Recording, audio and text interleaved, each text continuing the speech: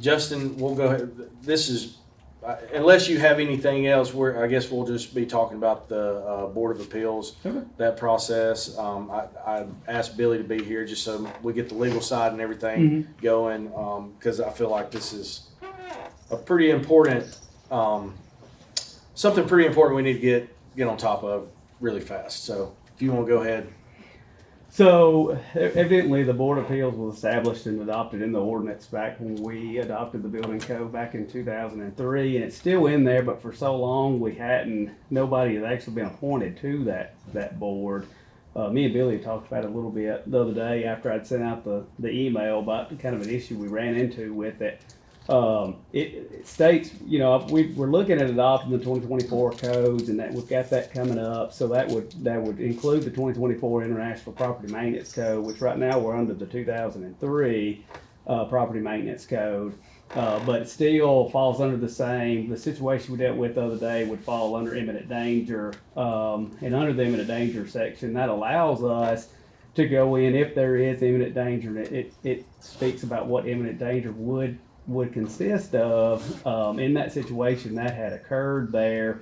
But at the end of that section, it says that any person ordered to take emergency measures shall comply with such order forthwith. Any affected person shall thereafter, upon petition directed to the Board of Appeals, be ordered a hearing as described in the code, where we can't give them that hearing because we don't have the Board of Appeals. Also, in the Property Maintenance Code, it also mentions under notices, any violation of that code, we have to send them written notice with their right to appeal to the Board of Appeals in the Property Maintenance Code. So it's kind of tied our hands on the Property Maintenance Code a little bit, just trying to get that board established, at least just having the members added to or assigned to the board, which it's good for contractors, good for the city. The thing that the board can do a couple of different things. It's there it's not there to say it can't rewrite the code. So the Board of Appeals can't rewrite the code. That is not something it does. It don't waive or eliminate any code requirements. It can grant it can't grant variances that reduce minimum life safety standards. The board can hear an appeal if that person provides something that meets the life safety standards of the building code, but is an alternative to that. Other than doing what the building code says, it can be an alternative to that. They can appeal the interpretation of the building official's interpretation of that code. So if they think that something was misinterpreted in the code, not that they didn't like that it was enforced on them, but if something was improperly interpreted, then they could appeal that and to the board for the board's decision on if the building official interpreted that properly. But that's what it's there for. I mean, it's there to protect the contractor, protect the city. If they have something that goes beyond the building code, something else that would work that the building code don't really address, and the board accepts that decision, at that point in time it takes liability off the city, because that's something that the board has accepted for them to be able to do. My understanding after talking to Billy, I think that we've got it's in the ordinance. It's just we hadn't had nobody on it. Correct. So, but and I think we've discussed this too. We do not need a resolution. The resolution's already been passed to establish this board. All we need to do is fill it now. To appoint members, that's correct. Okay.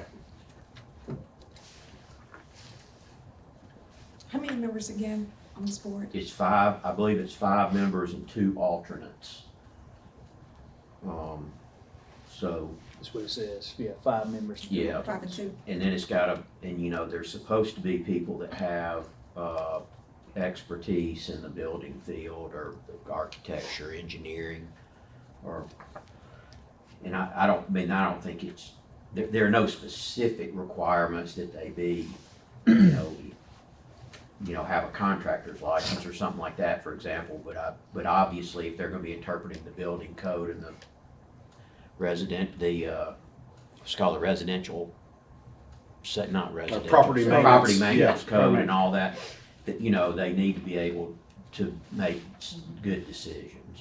And I, again, this is also would be a good set for like the properties that, like the black properties and all that, that we've talked about for, this is, It gives this us would another- help with that help speed up that process. It gives us another avenue that we can take on those properties as well, other than just demo, which this is another avenue for demolition. It also addresses demolition in this as well as the state law, which we use now for demolition, but this is an alternative to that, that we could use this if we have, once we have the board in place. But it also goes to addresses properties that may not be at the point of demolition, but they need to be, they have some violations with the properties that we could address to bring them back up to a standard for the neighborhood there that we can address through this, other than just saying, well, we're just going to tear it down. So, Can you give us these situations? Can you tell us some of the things that is the reason that Sloan's here? so this has been needed for a long time. It's been mentioned before, but never put into place. We've had some issues before, like I said, on some of the houses that are not bad enough to tear down, but then we get to, we can't send them notice because we don't have the appeals board for them to have their right to appeal to that. Sure. So some of that stuff has been kind of let go because of that. We don't want to say, okay, you got to do this, but you don't have that right to appeal because it says that they have to have a right to appeal to the appeals board. The imminent danger comes into play where we have people living in a house that's pretty much falling down, or you have these houses where people are getting it. Also mentions like toxic gas, anything like that. We run into where now, especially this time of year, where people in there, they're cooking with outdoor propane appliances. They're meant to be outdoors. You also have propane heaters, outdoor propane heaters that are scattered throughout the house, which we run into possible carbon monoxide poisoning too then, where we can say, okay, if it's imminent danger, which we're very careful to use imminent danger. That is extreme circumstances, because at that point in time, the building department says, okay, you got to get out. We placard this house and you can't go back in it until we deem it safe. And then you can have your hearing, and we will work with you then. But it's essentially getting somebody out of the house. How do you physically remove them if they won't go? Police. Okay. Gotcha. And I guess, again, the reason why we got the email to begin with, this was a situation, and without this, we don't have really the power to, we can remove them, but they can go right back. Yeah, Correct. So, if we Okay. would have said, okay, you got to get out, they could have went right back in after we left. Yeah. But we did reach out to a nonprofit at the time. The lady didn't have anywhere else to go, and then we got them out there to kind of work with her staying somewhere else until she was kind of willing to stay somewhere else until we could kind of manage the situation. So we got it kind of worked out, but our hands were kind of tied, and that's not a good feeling when we need to be able to get somebody out of a place for their safety. Right. But we got it took care of through a nonprofit's help. So we were able to reach out. Who to helps fix the property at this point? We can allow them to have somebody go in with us there and talk to them about what needs to be done and see, and have them go in while we're there and kind of fix some things. Like in a case would have been like the propane heaters, all that stuff. We'd have had to make sure that they were gone. Off premise somewhere where they couldn't bring them back, and then under a certain point, we have to be able to know that they're not going to bring those back in. So at that point in time, this certain house has been worked on without permits, added on to without permits. We've issued citations and stuff for it. The wiring is not up to code, so we can't turn the power on to the house because they can't pass electrical inspection. And so we would have to get all that stuff squared away before we would even be able to let them back in the house, so it would be brought up to code, and it would be safe for them to be inside of it. Mm-hmm.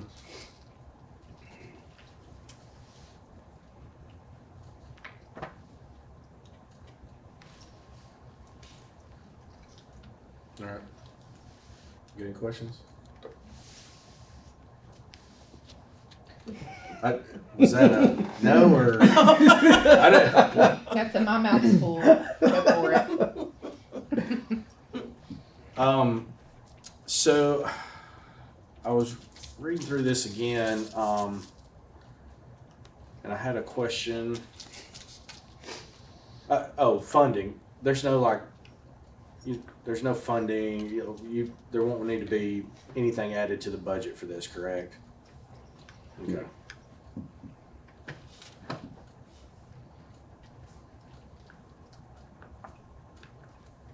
All right, and then, so Billy, we just put this out and, That's correct. And even though even though this isn't the creation of the board, because it's been not inoperable, but because it's been inactive for so long, we should probably go back to the way it's written and start with one member for 3 years, 2 members for 2 years, and 2 members for 1 year terms. that way you can have the alternate. That's staggered, Yeah. yeah, and then 2 alternates on top of that. Okay. But the reason they do it like that is so you don't have all your board terms expired at once, and then all of a sudden you have a mass exodus and you gotta scramble and find 5 more people all at one time. Yeah. So, so that's what I would recommend, and it's written in here. Can we And get a then- copy of that? Can you email us? a copy? Oh, He did. absolutely. I think I you thought- did. yeah. It's in your email. Yeah, I can send it again, but it I have is, that copy. but after the initial You need it term. for the meeting. No, I'm okay, I don't need it, I know what it says, I think after the initial term, the terms are all 3 years. So after these, when these terms expire, the next, board members are appointed for 3, everybody gets a 3-year term, so. Can you reappoint those under that? For 2 terms, for For, like, well, is that one covered this- under the other? the city council has its own rule, it adopted a resolution, when, The Barry Morris? it was Barry Morris's resolution, and that's the one that sets forth the guidelines for board members, where they can only serve 2 terms, and unless there's, like the beautification board, a lot of people serve more than 2 terms because we don't have any applicants, so they, but yes, but as far as the actual city code goes, you could appoint people, for 10 terms, I mean, they could serve on it but under the council's current rules, which can be changed anytime the council wants to change them, it's a 2-year limit. I mean, a 2-term limit. People with that technical expertise, there's gonna be probably hard not to too find. many Well, of them, yeah, so it's- it may be a smaller group to. Yeah, I mean, you're picking specific, qualifications yeah, and yeah. skill sets, yeah. And it Um, references that in there. I think it says something about experience or technical knowledge and experience in related fields or Yeah. something along those lines, yeah. Then there's also some people are gonna be hesitant to serve on the board because they don't want to make decisions. They don't wanna decide whether people that they know, Florence is still a small town, and they know people in that business, they're gonna be, you gotta find people that are willing to make decisions that may not be favorable to their buddies or their Right. people they know and whatnot, and so, but that's like any board, I mean, the planning Yeah. commission, the board of zoning adjustment, any of that, so, civil service board.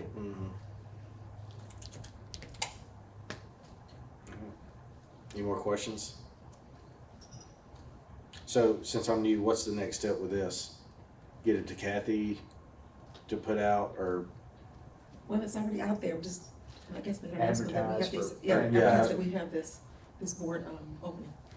okay, And also, I would 7 recommend, openings, right? yeah, council 5 at least, we need 7, yeah, 5 at minimum, but it's something that the So council if anything people else Tuesday night. yeah, should, maybe announce it, and then, but also, if any of y'all, if any of it doesn't, not just council people, but if Yeah. anybody, anybody we can find that can get the word out and ask people, if they know somebody, they recruit them. I think this is all on Josh.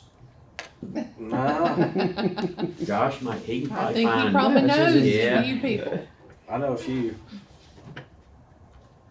Which we do have, we do have an architect on the BZA that he may be willing to move over to the housing board and then it'd probably be easier to fill the BZA, spot than it would be the housing board spot, if that's something he would wanna do, cause he already serves on the board of zoning adjustment. Okay. And there are no residency restrictions, so they can live in the county, they don't have to live in the city of Florence, like some boards require people to be city residents. So these members can be from, I don't know if we go across the river to Colbert County, but certainly from outside the city limits.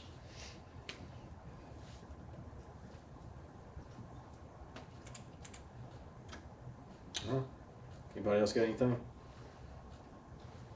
That's what I'm talking about. I like your meetings. I like your meetings. Oh, you like mine? This is a good one. It's on a Friday afternoon, it is a good. That's one. right. I do have one thing, and I mentioned See, I to knew we'd never get it. You tried. it's not gonna be long. I mentioned to you the other day in our conversation, so I just wanted to bring it before the building and planning. We talked about, when I was talking to you about the fines, the issuance of that, and Judge Smith, which is municipal, and then Heath Trosdale. The process of it, obviously, that doesn't work, because if they get a fine and there's no changes with these properties. So what can we do, or, You know, so one of the things that we had talked about before, and me and you had talked about, was there's a lot of times that we take people to court, and usually when we take them to court, we gave them every opportunity to fix whatever they're gonna fix. Because I would rather them fix the issue than us have to take them to court. It gets tied up in court, they get the fines and penalties, and we start all over again because it hadn't got it done. You know, we had talked about a lot of times we get in court and it's okay, well, you're here, you're gonna plead, so we're gonna give you $100 fine, we're gonna waive court costs, and so that's all they get. Where, you know, we worked a long time on this, a possibility of increasing the fine to full fines and penalties, which would be a max of, I think, $500. 500. It's something that we could look at. And it's something I'm gonna talk to Heath about to see if that's a possibility, if when we issue a citation, if we can look at the full fines and penalties, because all the work and time that we've spent on that trying to get it done, it's just absolute refusal to even do anything with it. So that's one of the possibilities. I hate to stick people in jail for grass and trash, but it's been done before. You know, it would be something where we would request after they were issued citations, if we went back again, you could look at requesting jail time for those people. But that's still gonna be up to the prosecutor and the judge on that outcome, not us.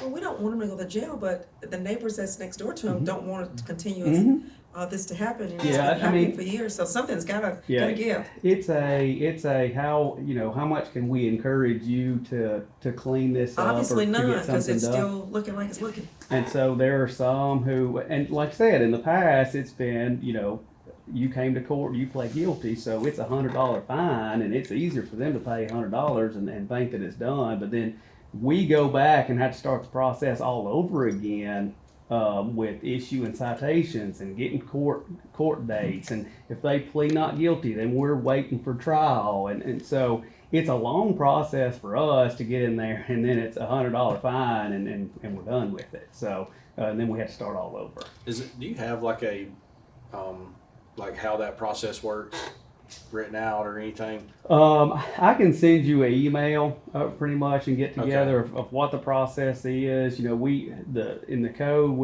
we have to send notices, which is certified notice to them, which costs the city money for us to send a certified letter. They have to either sign for it or it comes back to us unclaimed. If that happens, then the state consider it notice because we sent it certified, and then we can do what we need to do after that. There's some stuff with the grass ordinance that needs to be changed, because the grass ordinance is every time the grass is cut and it regrows, it's a separate offense. So let's just say we went out, we wrote them a ticket, and they cut their grass. Okay, great. It grows back up. I have to send them certified notice all over again that their grass is overgrown. And that's a lot, especially as much overgrown grass as we have during the summer. So something we're gonna look at kind of amending on that is, if you receive notice one time that year, then you know at that point in time you got to keep your grass cut. Right. So instead of us having to start all over again, so Would you mind sending that email to us, just so we know the process and Can we how it change works that and everything? internally? Just one notice? Is that set by law or just by policy? I believe the grass ordinance in the code is just I think that's just local. I tried to find. Because normally what you would do is without that process in place, you would just go out there and write them a citation. Okay. Ms. Harvey mentioned Huntsville having a model policy. I tried to go back and find, I don't know what specific area she was talking about. I tried to find it, but I would love it if she could say this specific policy. And I know, I talked to you about, because I found one on Birmingham, I sent you that. there's a lot of provisions in there, so it's like, what part is it, that, where do we have gaps compared to other people or whatever? Well, the biggest problem with municipal court is the municipal judge does not have any equitable powers. So like, for example, if you go to circuit court, the court of general jurisdiction, you can file an injunctive suit, say, my neighbor's creating a nuisance, and the judge can order him or her or the company to stop.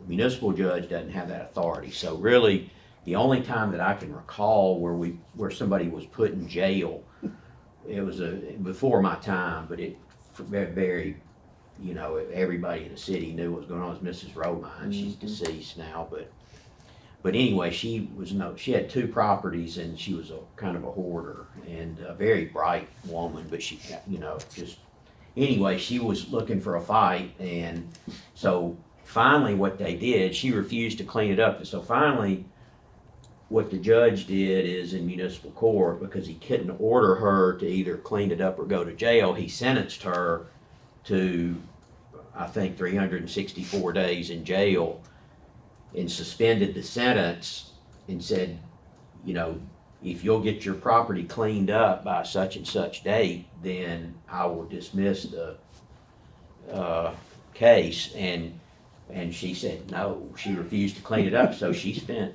I think, almost a year in jail. Yes, she Really? did. And then, so when you get to that point, then the city's only option really is to go through the process of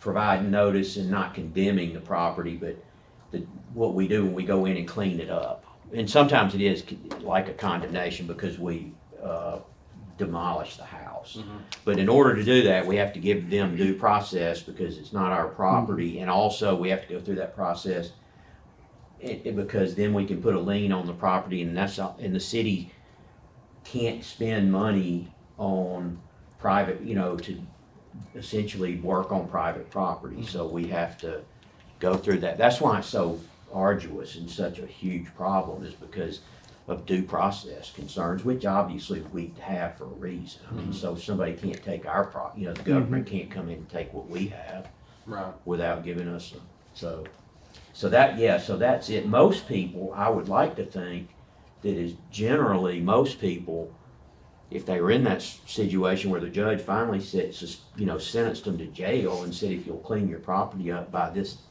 time, you would think that 90% of the people would be like, okay, I'm gonna be on that. Right, I'll be out there tonight. So, Yeah.